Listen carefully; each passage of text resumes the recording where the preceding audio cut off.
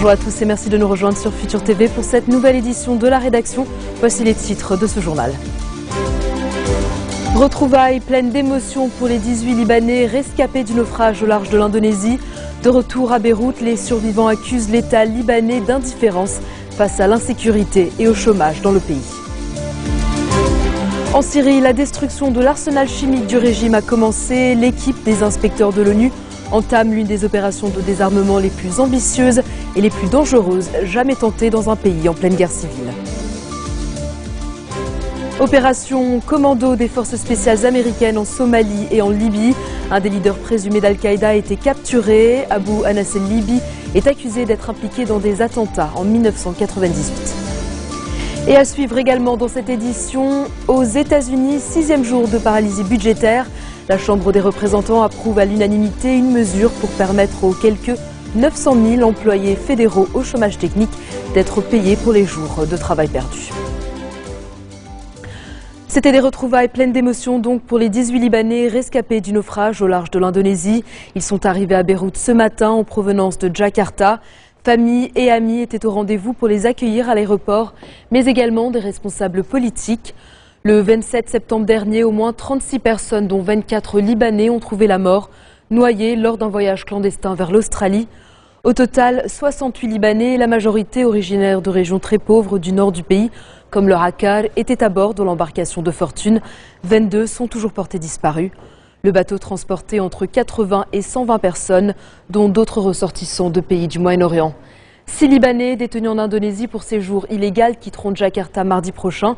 Ils seront accompagnés de la délégation officielle libanaise dépêchée dans la capitale indonésienne suite au drame.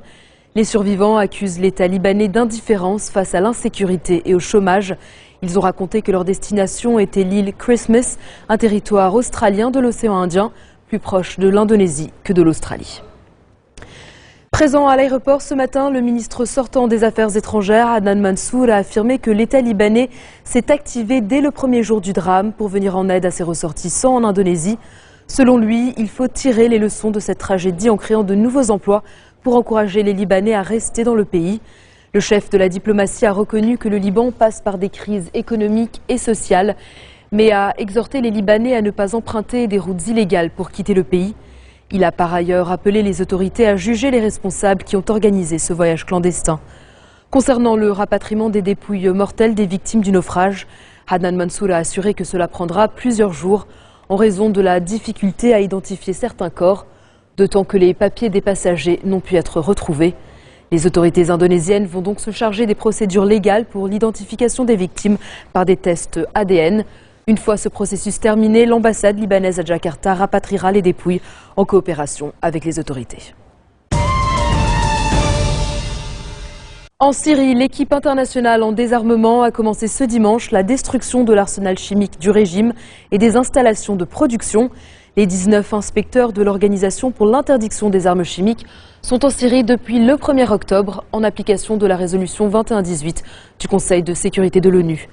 La tâche de l'équipe internationale est considérable. Des experts en désarmement estiment en effet que la Syrie possède plus de 1000 tonnes d'armes chimiques réparties sur environ 45 sites. C'est l'une des opérations de désarmement les plus ambitieuses et les plus dangereuses jamais tentées dans un pays en pleine guerre civile. Bachar el-Assad, lui, est en pleine opération de séduction. Le président syrien multiplie les interviews avec les médias étrangers, une semaine après la résolution du Conseil de sécurité.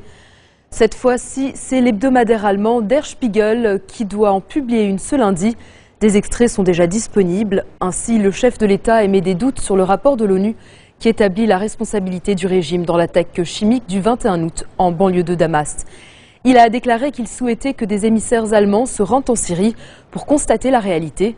Admettant par ailleurs sa collaboration avec le Hezbollah dans les zones frontalières du Liban, Assad a affirmé ne pas croire en une paix négociée avec les rebelles qui tentent de le renverser. Le président syrien songe aussi à convoquer des élections anticipées avant la fin de son mandat en août 2014. L'Iran a autorisé le régime syrien à stationner ses avions de chasse sur son territoire pour les préserver d'une attaque étrangère. C'est ce que rapporte ce dimanche le site web de l'hebdomadaire Der Spiegel qui cite les services de renseignement allemands.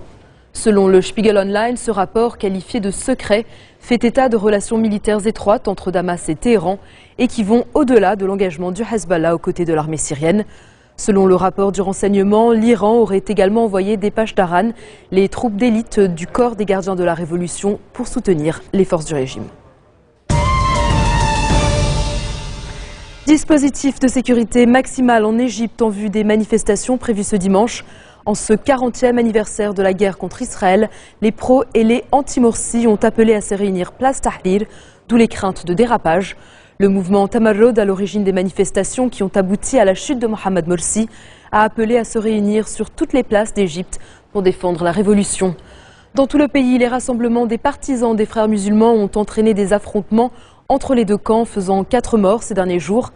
Le 6 octobre 1973, l'armée égyptienne franchit le canal de Suez à la veille de la fête juive du Yom Kippour, surprenant les défenses israéliennes. L'armée était alors dirigée par un certain Hosni Moubarak. Tsahal contre-attaque et s'approche à 100 km du Caire, une guerre qui aboutit aux accords de Camp David.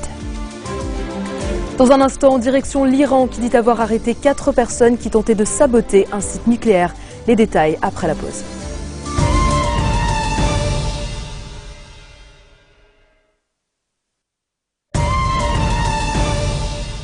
Retour sur le plateau de l'info de Futur TV. Des forces spéciales américaines ont mené 2 raids cette nuit contre des leaders islamistes en Libye et en Somalie. À Tripoli, ils ont capturé Abu Anas el-Libi, un des chefs présumés d'Al-Qaïda, qui valait 5 millions de dollars. Il était recherché pour son rôle dans l'un des premiers attentats attribués aux réseaux islamistes, celui de 1998 contre les ambassades américaines en Tanzanie et au Kenya, qui avait fait plus de 220 morts. Le terroriste libyen aurait regagné son pays au printemps 2011 pendant la guerre civile. Il pourrait être transféré aux États-Unis. Et puis des membres de la 6e équipe des Navy Seals, la même unité qui a éliminé Oussama Ben Laden en 2011, est par ailleurs intervenue à Baraoué sur la côte somalienne. Le raid qui a tourné court visait un dirigeant Shebab blessé pendant l'attaque.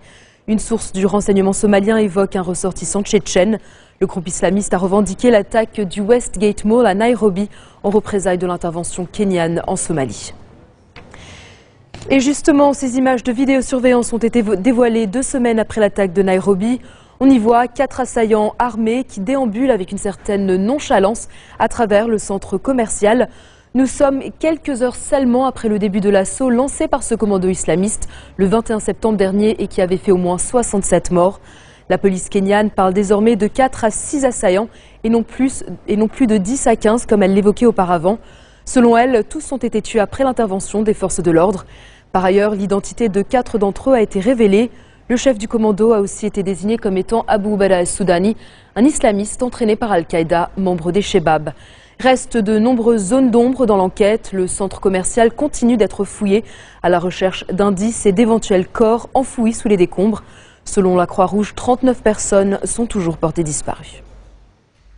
Et je vous propose à présent l'analyse de Christophe Coppen, ex-négociateur au RAID, l'unité spéciale des forces de police françaises. Il s'exprimait sur iTélé.